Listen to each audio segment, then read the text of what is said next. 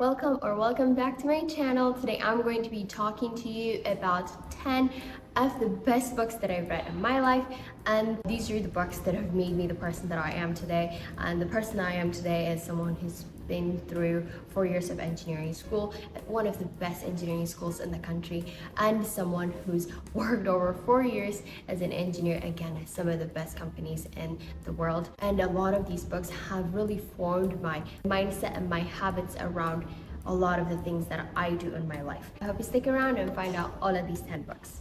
So the first book I want to talk to you about is Awaken the Giant Within by Anthony Robbins. The first book, Awaken the Giant Within, gives you that self-importance, that can-do attitude, that mental support that you need to really just break through any kind of barrier that you may be facing in your life and get to the next level. Really, I'm not kidding. It was like the advice that I needed, but I didn't know that I needed. It was a lot about, kind of self-empowerment, self-importance, knowing that what you're capable of or what you could be capable of, and that like maybe your background doesn't necessarily limit you to go ahead and do what you want in your life. And the second book I want to talk about is written more recently. It's called Ikigai by Hector Garcia. Ikigai is based on a Japanese concept of finding what you should be doing in your life. And basically it's sort of like, could be summarized as like the Venn diagram of the things that you love to do and are good at and can get you paid and the world needs. So combining all of these things will give you the best job that you could do is the central idea of the book. It goes into more details than just this Venn diagram, so I highly suggest you read it. So if you find that perfect spot, then great for you. It would be amazing if you pursued a career in that area.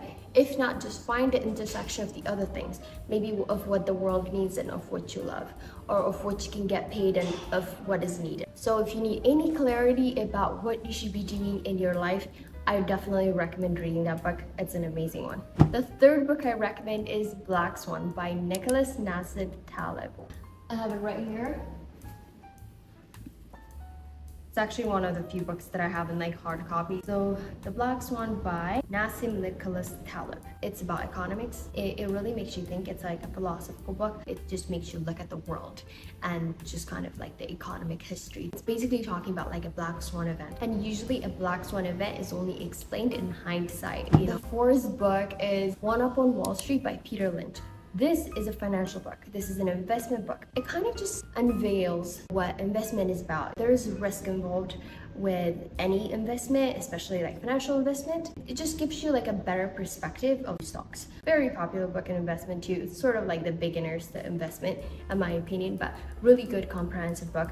Definitely read it or find a summary about it and read it. This is The Power of Now by Eckhart Tolle.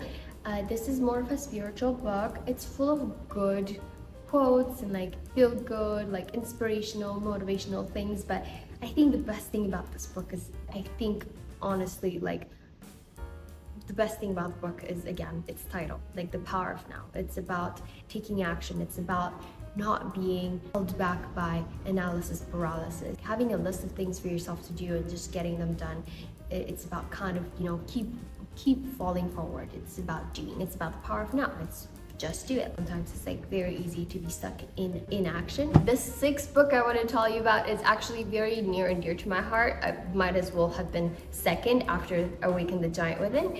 It's The Four Agreements by, I think it's Don Miguel Ruiz.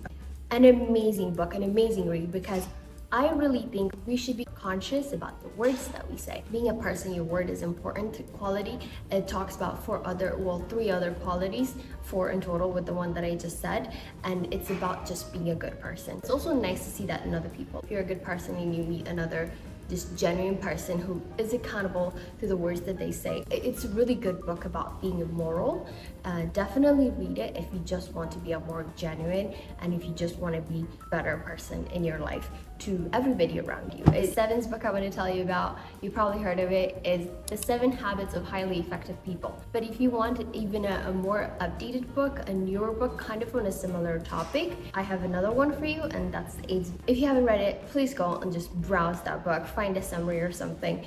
it's a good book, again, about action. So I've kind of taken you through a lot of mindset changing books, and now we're getting to like some action books. So this is about like building habits. This is about like, you know, what to do in your day to be effective. For example, myself, like I'm not quite like a morning person, but I do like having like a list of things I want to do for myself and just like kind of rapid fire, like do them in the morning before I take my like leisure break, and then I'll like get back to work. So like that's like one of the things that I do, I think, as kind of a takeaway from the book that I've like started doing like years ago. If especially you're like unsure about your time management skills or you want to make them better, it will really help you out with that. Eight's book, like promised, is Atomic Habits.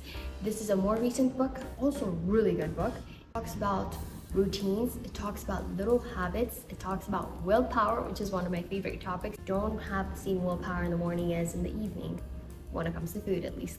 So it talks about like how to like have that willpower and how to sustain it. And most important is to have grace for yourself and to get back up after you've fallen off track. This is very important.